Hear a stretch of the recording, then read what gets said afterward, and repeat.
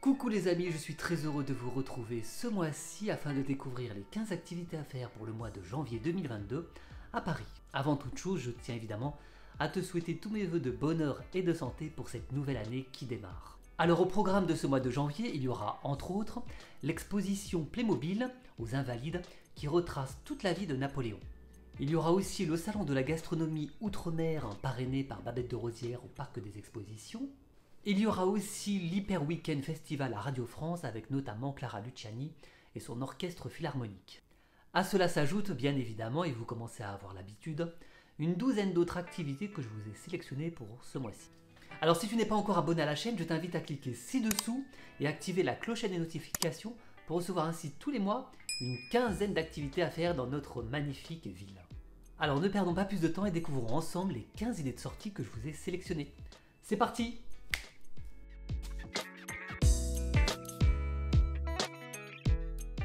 Au théâtre ce soir. Et on commence tout de suite avec une pièce de théâtre qui va se jouer tous les jeudis, Le Crime de l'Express de l'Orient, une comédie policière complètement déjantée, au théâtre Clavel. Un cadavre de femme non identifié, une lettre anonyme, un commissaire fan de Derrick et son fidèle brigadier et un vieux bistrot breton.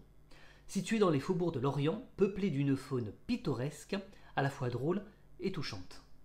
Cette comédie théâtrale et musicale parodie bien sûr les codes du genre, tout en respectant une intrigue policière plus complexe qu'il n'y paraît, quelque part entre le Sherlock Holmes, Bécassine et Hercule Poirot.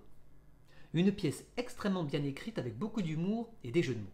Tous les dimanches de ce mois-ci, Gwenaël va vous apprendre les techniques végétales du kokedama. Le kokedama est un art japonais dérivé de celui du bonsaï qui est apparu dans les années 90. Ce sont de petites sphères de mousse naturelle contenant des plantes vivantes et qui peuvent être posées ou suspendues. Les plantes, la mousse et la terre sont bien évidemment inclus dans le tarif et chacun repart avec son kokedama. Ces plantes sans peau peuvent contenir toutes sortes de végétaux et s'adaptent à tout type d'espace. Aucun niveau ni matériel n'est nécessaire pour cet atelier. Rendez-vous donc avec Gwenaël, plasticien végétal, qui va vous apprendre la technique pour réaliser votre kokedama tous les dimanches du mois de janvier. Jusqu'au 2 janvier, retour dans les années 20, au théâtre de Passy pour rendre hommage à Joséphine Baker. Ce spectacle plein de folie va vous dévoiler sa vie secrète et ses combats. Résistante, bisexuelle, luttant pour la négritude, adoptant 12 enfants dans sa famille arc-en-ciel, héroïne des années folles, première femme noire superstar, icône internationale, voilà un souffle nouveau et on se replonge dans le rythme endiablé du Charleston qu'elle ramène à Paris. Premier cabaret, premier succès explosif. Le tout est superbement interprété par Clarisse Kaplan et Thomas Armand, deux comédiens juste époustouflants qui vous offrent des chorégraphies rythmées. Entre légèreté et gravité, ce spectacle traduit parfaitement la complexité de l'histoire et de la personnalité de cette icône.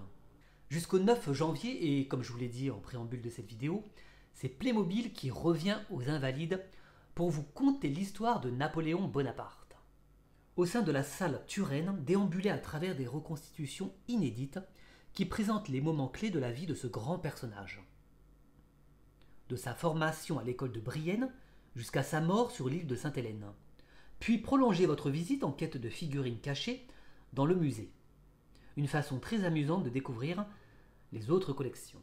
Vous aurez entre autres avec cette exposition accès au tombeau de Napoléon et ainsi admirer la superbe armure au lion attribuée à François Ier. Ce mois-ci, je vous propose aussi une deuxième pièce de théâtre policière un peu sur le thème de la précédente que je vous ai mentionnée précédemment, mais ça ravira certainement les fans d'Agatha Christie et cette pièce s'intitule Les Voyageurs du crime, une comédie policière qui se tiendra au théâtre Lursener. En 1908, l'Express d'Orient, bientôt renommé Orient Express, quitte la Turquie déchirée par une guerre civile. À bord de ce mythique train, on s'affaire pour satisfaire les passagers hauts en couleur, avec entre autres le créateur de Dracula, un maître d'échecs ou la Sarah Bernard de Buffalo. Mais alors que deux nouveaux arrivants, le dramaturge Bernard Shaw et Arthur Conan Doyle, le père de Sherlock Holmes, rejoignent le train, une jeune fille hurle que sa mère a disparu. L'enquête s'annonce difficile et les voyageurs vont aller de surprise en surprise, durant une nuit de mystère, de meurtre et d'aventure. Alors bien évidemment, au moment où j'enregistre cette vidéo, tous les événements que je vous propose sont maintenus, mais je vous conseille vraiment vivement à regarder sous la vidéo les liens que je vous mets pour voir ce qu'il en est en temps réel. Je vous donne rendez-vous le 9 janvier pour cet atelier culinaire où vous pourrez avoir la chance de confectionner votre propre galette des rois avec la société Labo Culinaire. Lors de cet atelier culinaire, et dont vous pourrez bien évidemment déguster chez vous bien au chaud, vous aurez la chance de confectionner votre propre galette des rois. À cette occasion, vous participerez à la confection de cette propre galette dans le 17e arrondissement avec 2 sessions, une à 11 h, la seconde est à 15 h. Les 15 et 22 janvier, je vous propose une balade culinaire sur le thème du chocolat du côté de République, pour découvrir tous les mystères et secrets de la fée Cabossa. Boisson des dieux chez les Mayas et les Aztèques, entrée en France par Bayonne et la cour de Louis XIV, le cacao se décline de bien des manières, en boisson, en tablette, en confiserie de chocolat, en barre, en poudre, en pâte à tartiner et en chocolat de couverture. Plaisir de tous les sens, dégustation, bonnes adresses, histoire, littérature, cinéma, chansons, économie. Bref, vous allez tout savoir sur le chocolat avec votre guide Donatien Soram, qui est un fin gourmet et qui vous dévoilera comment se déguste ce merveilleux mets délicat qu'est le chocolat. Rendez-vous maintenant au studio de Radio France pour le premier festival de musique de l'année, l'Hyper Weekend Festival. Ce festival a été pensé comme une véritable expérience sensorielle, à travers des créations exclusives, des concerts, des performances, des masterclass, mais aussi de la nourriture, une expo et des DJ-sets. Pendant 3 jours et 3 nuits, la Maison Ronde sera l'écrin d'une véritable déambulation pour découvrir les artistes éclectiques, emblématiques de la scène musicale française contemporaine. On pourra bien évidemment retrouver Jean-Michel Jarre, Clara Luciani, version symphonique, Bombas en musique de chambre et plein d'autres. Je vous mets la programmation complète en lien sous la vidéo. Le 23 janvier, c'est le premier 10 km à Paris qui démarre et rendez-vous à la mairie du 14e pour cet événement. Organisé par l'Office du mouvement sportif du 14e et la mairie du 14e arrondissement, les 10 km du 14e attendent les sportifs pour une course sur route, dans les rues du plus art déco des quartiers de la capitale. Alors il n'est pas trop tard pour s'y inscrire, vous pouvez toujours y participer. Le lien est bien évidemment sous la vidéo, le dossard est à 25 €. Maintenant place à une exposition au Petit Palais Ilia Répine, ou comment peindre l'âme russe. Le Petit Palais présente la première rétrospective française consacrée à Ilia Répine, l'une des plus grandes gloires de l'art russe. Peu connue en France, son œuvre est pourtant considérée comme un jalon essentiel de l'histoire de la peinture russe des 19e et 20e siècles. Une centaine de tableaux, prêtés notamment par la Galerie nationale Tretiakov de Moscou, le musée d'État russe de Saint-Pétersbourg et le musée d'art de l'Athénéum d'Helsinki, dont certains très grands formats permettront de retracer son parcours à travers ses chefs-d'œuvre. N'oubliez pas que vous avez aussi accès à toute la partie gratuite du Petit Palais, où on peut admirer une collection très éclectique avec, entre autres, des céramiques antiques, des peintures impressionnistes, du mobilier art nouveau, etc. Bref, on peut y passer vraiment toute la journée. Ce 27 janvier, je vous propose maintenant une projection de film suivie d'un débat à l'auditorium du Louvre, et le thème cette fois-ci, c'est le marché de l'art sous l'occupation, la collection Göring. Vous allez donc assister à une projection suivie d'un débat avec Pierre Assouline, journaliste, romancier et membre de l'Académie Goncourt.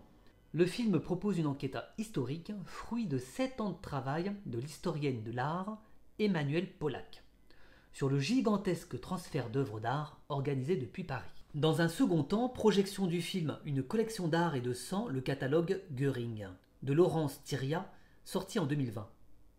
Construit à partir du catalogue d'Hermann Göring, qui amassa une collection de plus de 5000 œuvres, ce documentaire est un périple à travers les œuvres, les photos et les archives. Alors c'est seulement 4 € pour cet après-midi, donc je vous conseille vraiment à y participer.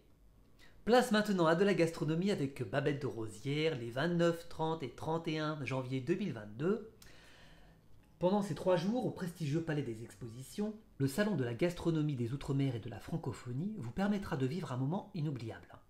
L'ambassadrice de cette année n'est autre que Babette de Rosières, et cette année seront organisées tout spécialement pour vous un ensemble d'animations réparties sur les 3 jours du salon, dont des fameuses battles culinaires, de nombreux concours, des défilés de robes de fruits et des innovations culinaires comme les sushis de fruits. Nous sommes déjà le 29 janvier et je vous propose maintenant de découvrir le quartier Mouffetard avec Dominique lors de cette visite mystique et insolite. Si l'on gratte un peu ce quartier, le plus vieux quartier de Paris après l'île de la Cité, il révèle une facette bien plus curieuse, parfois même mystique.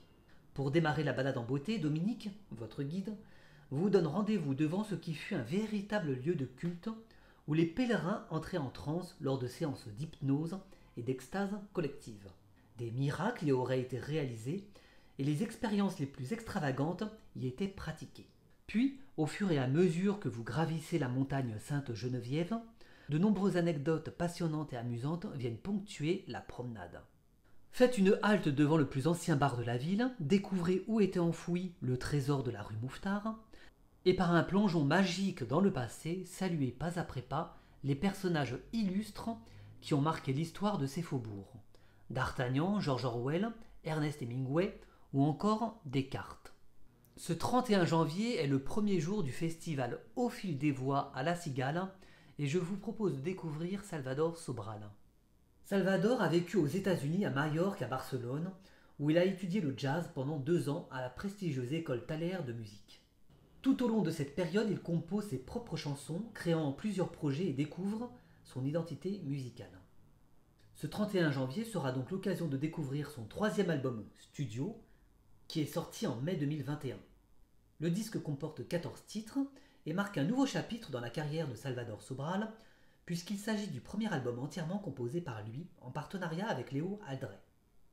Voilà de ce qu'on pouvait dire des activités à faire sur Paris pour le mois de janvier 2022. N'hésite pas à t'abonner pour recevoir les activités à faire pour février. N'hésite pas non plus à t'abonner, à rejoindre le groupe sur Facebook. Tous les liens sont sous la vidéo. Prends soin de toi, à bientôt et ciao!